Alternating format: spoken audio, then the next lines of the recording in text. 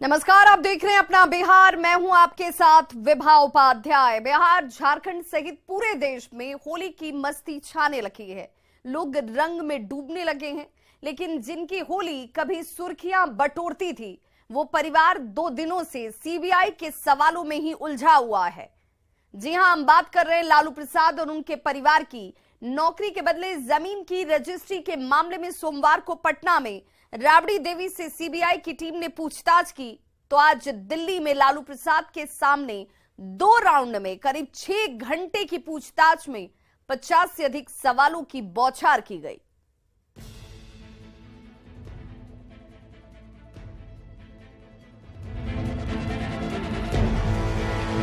पूर्व मुख्यमंत्री राबड़ी देवी से पूछताछ के अगले दिन सीबीआई ने आरजेडी के राष्ट्रीय अध्यक्ष लालू प्रसाद से भी पूछताछ की। नौकरी के बदले जमीन मामले में सीबीआई 6 घंटे तक लालू से पूछताछ की और ये पूछताछ दिल्ली में मीसा भारती के आवास पर हुई।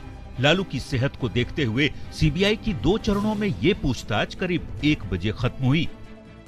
12:53 हुआ है और यहाँ देखा जा सकता है कि लालू प्रसाद यादव से जो पूछताछ की प्रक्रिया है वो पूरी हो चुकी है। सीबीआई की जो टीम है वो यहाँ से रवाना होते हुए। सीबीआई सूत्र बताते हैं कि लालू से करीब 50 से 55 सवाल पूछे गए।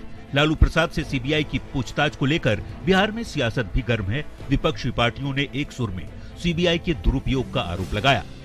लालू प्रसाद जी की हल्की सक्रियता पूर्णिया की विशाल रैली में बढ़ी थी, वर्चुअली जुड़े थे, सम्मिलित किए थे लोगों को, देश के हालात को बताए थे। भाजपा बेचैन है, परेशान है।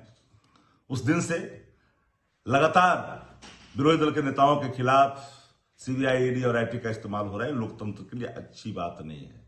केंद्र की मोदी सरकार सीबीआई, इनकम टैक्स और ईडी का अपने फेवर में इस्तेमाल कर रही है। इसे पूरा देश देख रहा है।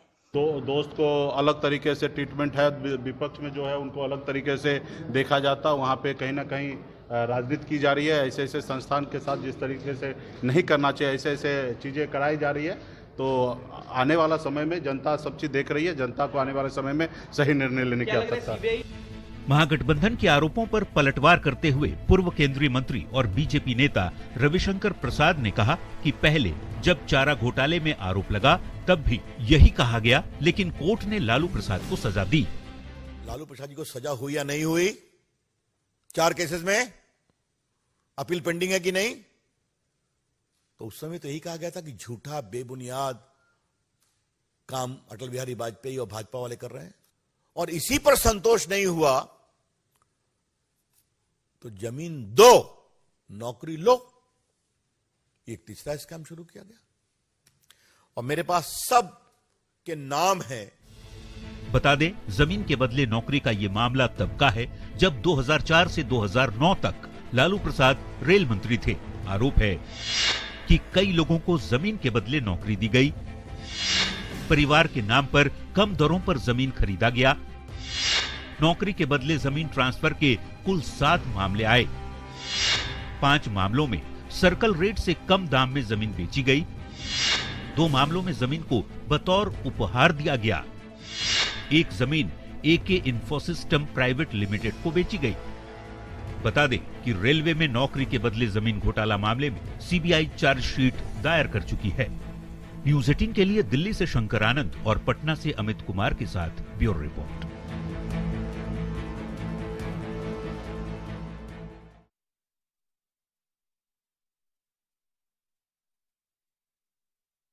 अफवाह के बाद दहशत की और उसके बाद सामान्य हो रहे हालात की।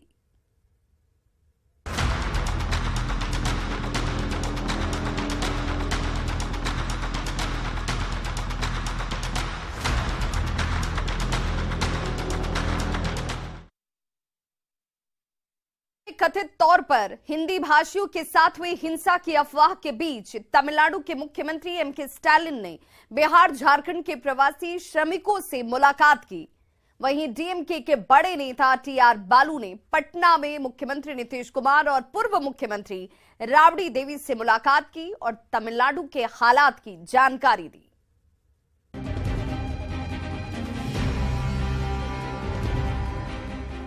इन 3 तस्वीरों को देखिए।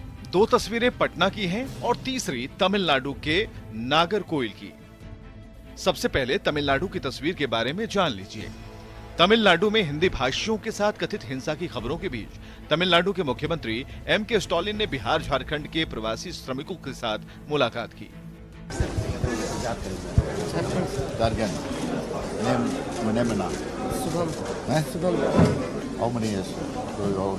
कितनी देर से काम कर रहे हैं? 7:30 to 7:30. How many years?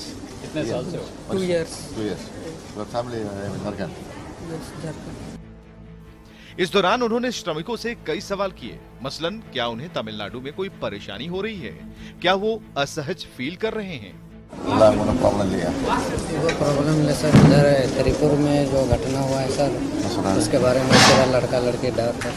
அவர் சொல்றாரு சார், திருப்பூர்ல பிரச்சனை இருந்துச்சு, அதனால பயமா இருந்துச்சு, இங்க ஒன்றும் பிரச்சனை இல்லைன்னு சொல்றாரு। திருப்பூர்ல பிரச்சனை கிடையாது, திருப்பூर में भी प्रॉब्लम नहीं है, साहब बता रहे हैं। मीडिया வந்து रोमर्स करके बोल रहा है। चीफ मिनिस्टर साहब बता रहे हैं कि तिरुपुर में भी कोई प्रॉब्लम नहीं है, छोटा छोटा इशू है, वो आपस का इशू है बनानी। और सीएम साहब ने प्रॉपर एक प्रेस रिलीज दिया आप लोगों के लिए, बड़ा हिंदी में बना के दिया है, तो आप लोग उसको पढ़िए, आपके साथ व्हाट्सएप में शेयर किया है।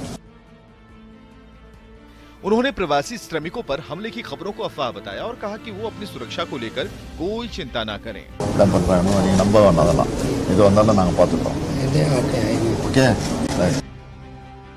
अब पटना की तस्वीरों पर गौर कीजिए। ये है तमिलनाडु की सत्ताधारी पार्टी डीएमके के बड़े नेता टीआर बालू। टीआर बालू ने पटना में बिहार के मुख्यमंत्री नीतीश कुमार और पूर्व मुख्यमंत्री राबड़ी देवी से मुलाकात की।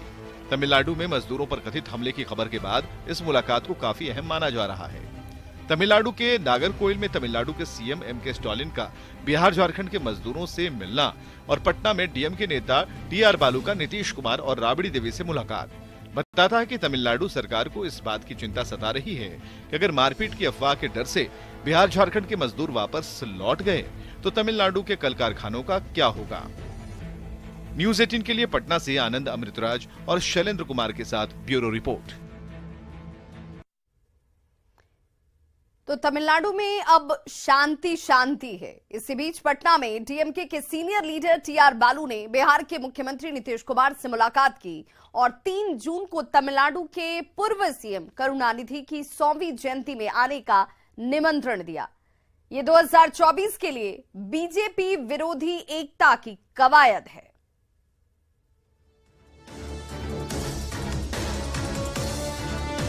2023 में 2024 के लिए विपक्ष को एकजुट करने की कवायद तेज हो गई है। इसी के तहत पटना में डीएमके के वरिष्ठ नेता टीआर बालू ने बिहार के सीएम नीतीश कुमार से मुलाकात की और टीआर बालू ने तमिलनाडु के पूर्व मुख्यमंत्री M. करुणानिधि की 100वीं जयंती में शामिल होने का न्योता दिया, जो 3 जून को है। इस मुलाकात के दौरान जेडीयू के राष्ट्रीय अध्यक्ष ललन सिंह भी वहां मौजूद रहे। मुख्यमंत्री जी के पास स्टालिन साहब की मुख्यमंत्री जी की खबर लेके बाकी वहां से बताया जाएगा। वो उन्हीं से मिले थे। और अभी है सर की मुलाकात खत्म हो गई कि निकल गए? है ना, वो निकल गए, मिल के वापस। अच्छा, सर तमिल वाले मुद्दे पे बात हुई कि सर की कुछ थर्ड उनकी दोनों की बात हुई है ना, वही लोग बताएंगे ना।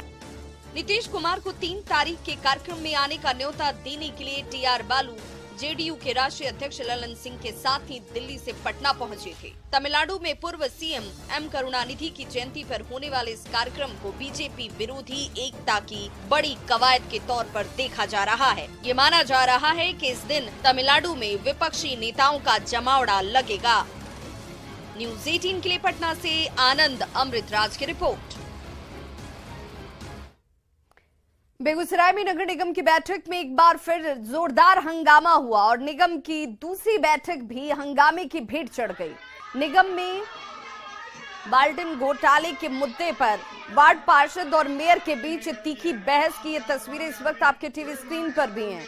इस दौरान वार्ड पार्षदों ने मेयर पर कोई बात नहीं सुनने और तानाशाही रवैया अपनाने तक का आरोप लगाया।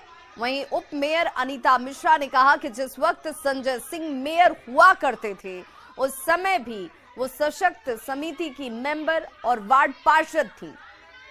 पूर्व मेयर संजय सिंह भी वार्ड पार्षदों की नहीं सुनते थे और जबरन अपने मन के हिसाब से ही काम करवाकर हस्ताक्षर ले लिया जाता था।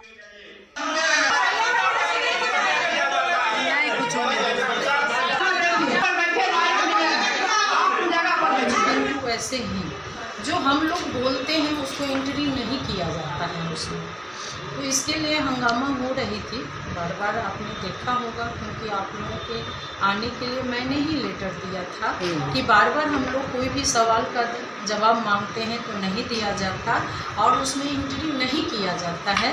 तो इसलिए मैंने कल एक पत्र दे करके आप लोगों की भी बैठने की व्यवस्था कहा था मैंने करने। जो मनमानी आज चल रही है वही मनमानी उनकी कल पीछे भी थी।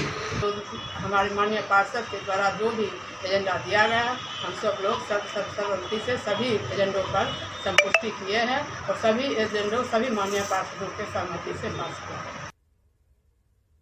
जहानाबाद में नियोग से प्रशिक्षित शिक्षकों का धरना प्रदर्शन चौथे दिन भी जारी रहा। शिक्षकों का कहना है कि शिक्षा विभाग के पदाधिकारी शांतिपूर्ण प्रदर्शन का कोई प्रभाव उन पर नहीं पड़ रहा है और ऐसे में प्रदर्शनकारी शिक्षकों ने जिला शिक्षा पदाधिकारियों को चेतावनी दी कि अगर 10 तारीख तक उनकी मांगों को पूरा नहीं किया गया तो 11 मार्च को सभी शिक्षक जिला शिक्षा मुख्यालय पर तालाबंदी करेंगे।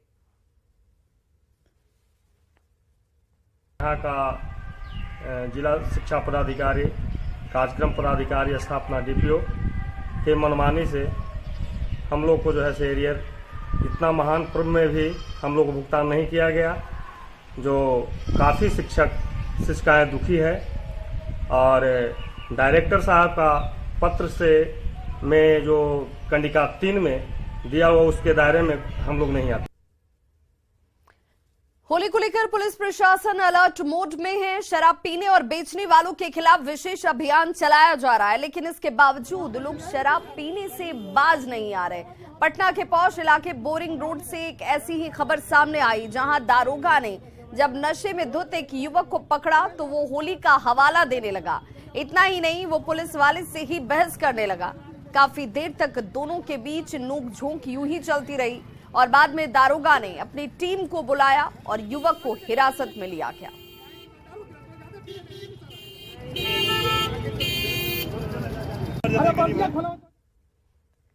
तो होली पर शराब तस्कर अलग अलग हथकंडे आजमाकर किसी भी तरह से बिहार में शराब की तस्करी करने में लगे हुए हैं।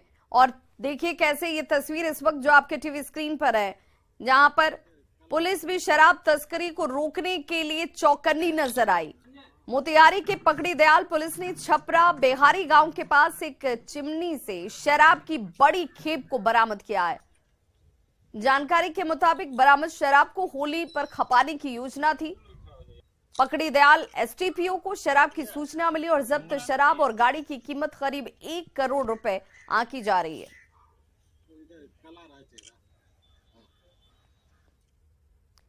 कटिहार में होली के मौके पर उत्पाद विभाग ने शहर के अलग अलग इलाकों में निगरानी सख्त कर दी और इसी कड़ी में कटिहार नगर थाना क्षेत्र के गोरिया टोली मोहल्ले में डीएम और एसपी के साथ उत्पाद विभाग की टीम ने विशेष छापेमारी अभियान चलाया। छापेमारी का जायजा लिया हमारे सहयोगी सुब्रत गुहा ने। होली में शराबबंदी को बनाए रखने के लिए डीएमएसपी खुद रेड पे निकले हैं और ये कटिहार नगर का इलाका है और इसमें डीएमएसपी उत्पाद विभाग के नेतृत्व में खुद रेड पे निकले। हम बात करते हैं इस रेड के बारे में। सर, क्या मैसेज देने की कोशिश किया गया होली को लेकर? ये आज होली के एक दिन पहले ये क्षेत्र जो कोरिया पट्टी का क्षेत्र है, पूर्व में भी यहाँ पे कई बार हम लोगों ने होली के समय या अन्य समय भी शराब की छोटी छोटी खेपें पकड़ी हैं। उसी क्रम में यहाँ पुनः पूरी टीम के साथ हम लोग आए हैं और ये काफ़ी नैरो रोड्स हैं जिसके दोनों तरफ मकान बने हुए हैं और जानकारी के अनुसार कई लोग यहाँ पर इसमें लिप्त रहते हैं।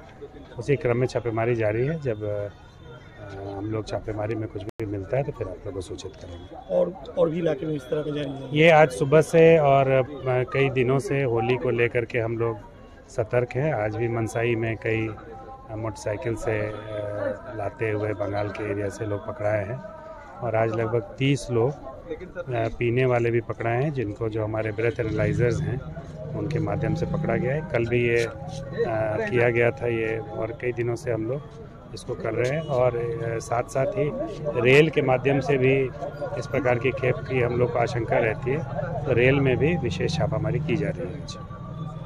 सर, होली को लेकर पुलिस विभाग भी अलर्ट है, खासकर शराबबंदी को सफल बनाने के लिए क्या क्या? हम लोग प्लानिंग के तहत जो है इस पे काम कर रहे हैं। आप लोग को पहले भी पता है कि हम लोगों ने लगभग 30 चोरी की गाड़ियाँ भी पकड़ी हैं। कई लोग जो है जेल भी गए हैं उसमें, और ये जो पूरा इनका रैकेट है उसको हम लोग ध्वस्त करने की कोशिश कर रहे हैं। और ये जो कुछ जो यहाँ के इनफेमस एरिया है उस पर हम लोग स्वयं लीड कर रहे हैं और देख रहे हैं हर घर में जहाँ भी हम लोग को सूचना मिल रही है उसको हम लोग देख रहे हैं। तो निश्चित तौर पर कटिहार पुलिस जो शराबबंदी प्रदेश में होली के दौरान शराबबंदी को बनाए रखने के लिए पूरी तरह अलर्ट मोड पर है, और इसी कड़ी में कटिहार जिला प्रशासन, उत्पाद विभाग और पुलिस इस तरह से छापेमारी कर रहे हैं ताकि शराबबंदी को सफल बनाया जा रखे। सुब्रत, न्यूज़ 18 कटिहार। तो कोसी सीमांचल इलाके के मोस्ट वांटेड अपराधी अनमोल यादव को मधेपुरा पुलिस ने पकड़ने में सफलता हासिल की है। अनमोल यादव के खिलाफ विभिन्न थानों में 50 से अधिक लूट, फिरौती, अपहरण और हत्या के मामले दर्ज हैं। अनमोल की गिरफ्तारी मधेपुरा पुलिस ने सिंहेश्वर थाना क्षेत्र से की। जो कोसी क्षेत्र का टॉप 10 की सूची बनाए थे उसमें इसको प्राथमिकता के आधार पर रखे थे कि इसकी जल्द से जल्द गिरफ्तारी होनी चाहिए, क्योंकि यह इंटर डिस्ट्रिक्ट क्रिमिनल है और इसके ऊपर कम से कम सभी जिला को मिलाकर के 50 केस से कम नहीं होगा। और ये मधेपुरा ही नहीं, सुपौल, अररिया, सहरसा आदि सारे ये सब जगहों पे सब जिलों में अपराध करता था और इसका एक गिरोह भी है।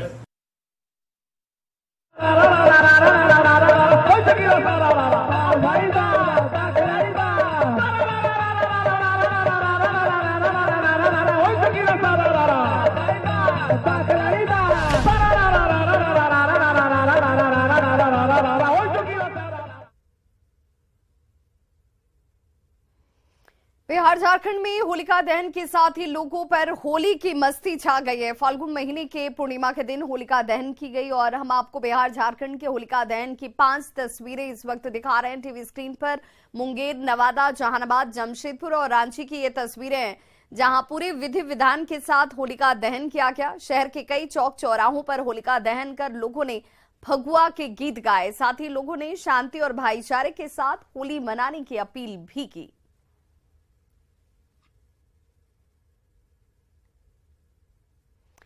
तो चारों तरफ होली की मस्ती छाने लगी और ऐसे में न्यूज़ 18 के पटना ऑफिस में स्टाफ ने जमकर होली खेली और धमाल मचाया। इस दौरान सभी एक दूसरे पर रंग गुलाल लगाकर होली की बधाई दे